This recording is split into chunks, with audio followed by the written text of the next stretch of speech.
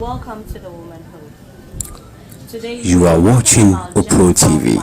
Stay tuned for the best. We are here with Dr. Nana Abaninta of St. John's Hospital and Fertility Center in Tantra Hill. Welcome to the program, Doc. Thank you very much, madam. And thank you for honoring our invitation. Can you please tell us what genital wax is?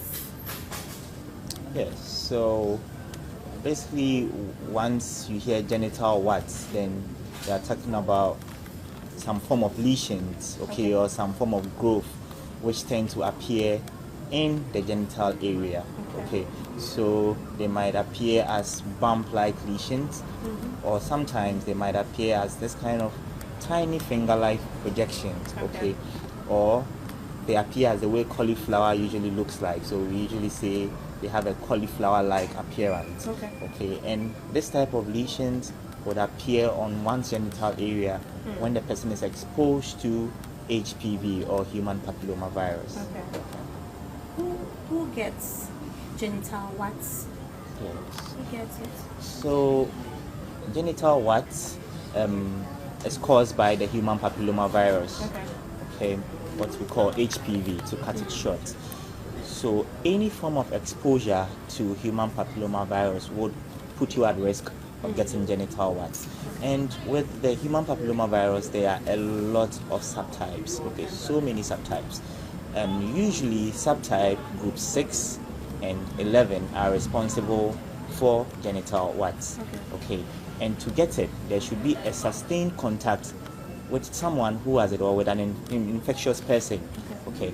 So once you have this form of sustained contact with an infectious person, then it puts you at risk of getting genital wax, okay. And most of the time, once you are looking at genital wax, you are looking at the genital area. So sustained contact would usually tend to be sexual contact, okay. So more of a sustained sexual contact with someone who has it would put you at risk or predispose you to getting genital wax. Thank you. Can you please give us the symptoms of this genital wax? Yes. So I would say exposure to this HPV or human papillomavirus would usually be asymptomatic, or would usually, you won't see any symptoms in the initial stage, okay. So one can actually harbor this HPV or this virus for a very long time, okay.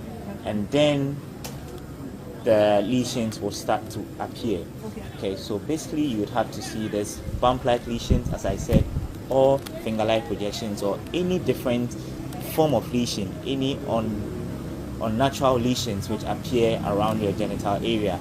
Okay, then we are looking at something like genital warts. Okay. How long does it take to appear?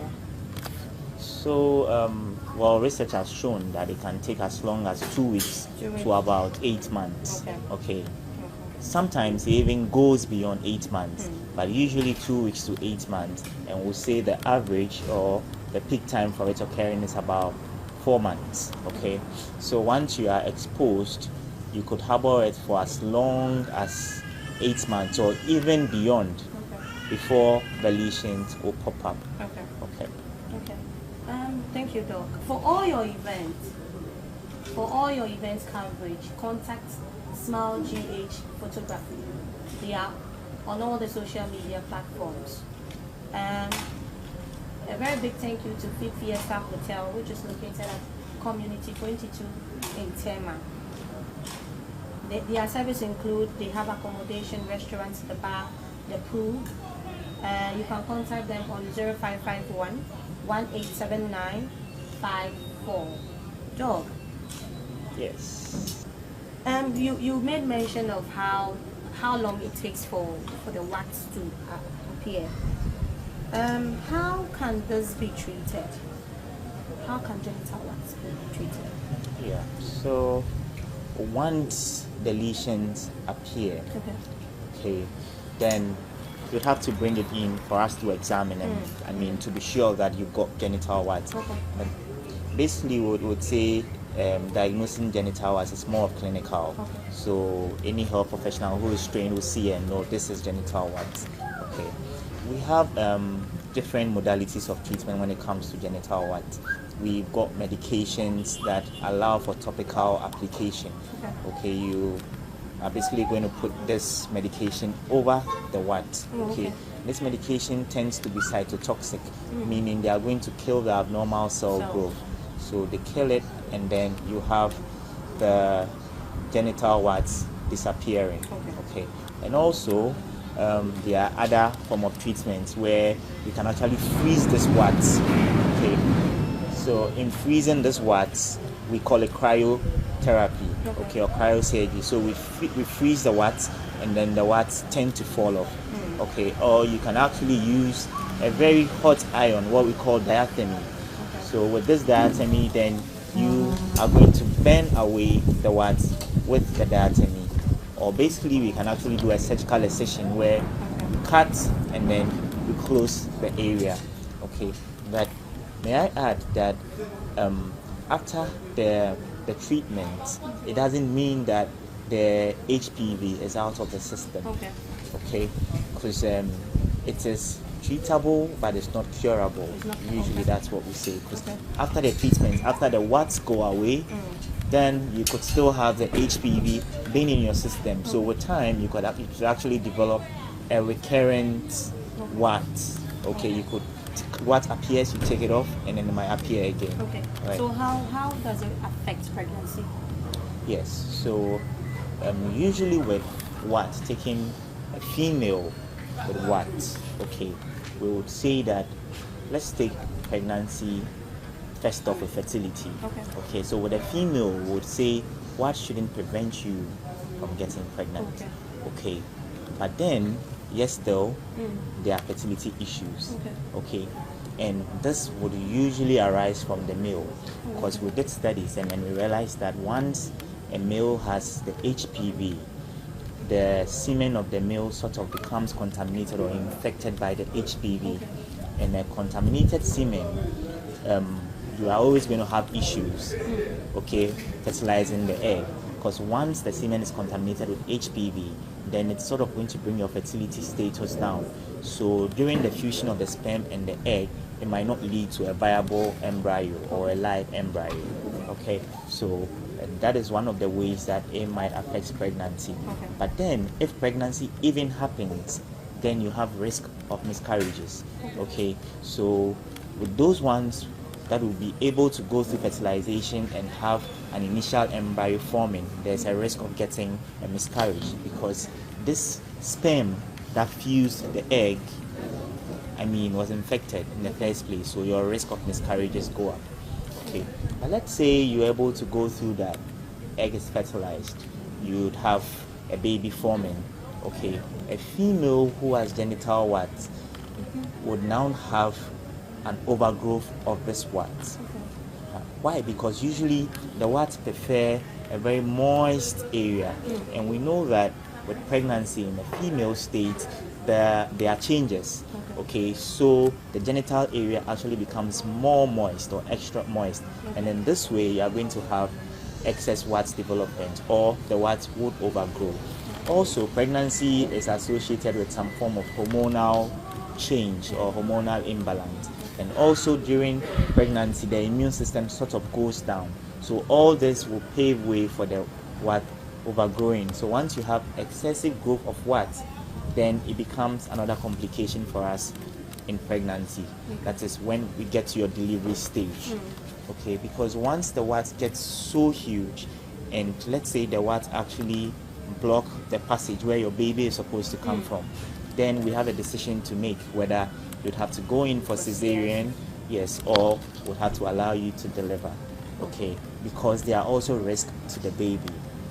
It doesn't always happen, but once the baby is exposed to very, very huge genital warts, the baby can have some of the viruses getting into the system, and then there's something called laryngeal papilloma, meaning you have some warts developing over the larynx, or where the baby is supposed to talk from. You'll have some warts developing over such areas. Okay. That was actually my next question, but it seems you've already answered it. I had wanted to know whether if it is going to have an effect on the baby, but you've answered it. How can this genital warts be prevented? Yes, so we are actually looking at sexual contact, and genital warts from HPV infection, as we say, is actually very, very common. A recent study showed that it's actually the commonest sexually transmitted infection, but then we tend to overlook it. Okay, but it's actually very, very, very common, and main way is actually to abstain if it's possible. Okay, because you might never know.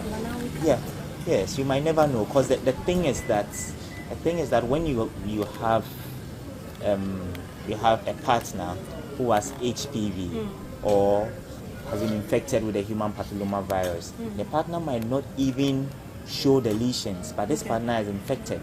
So even in the absence of the lesion, the partner can still transmit the infection to you. Okay, so I want to get this.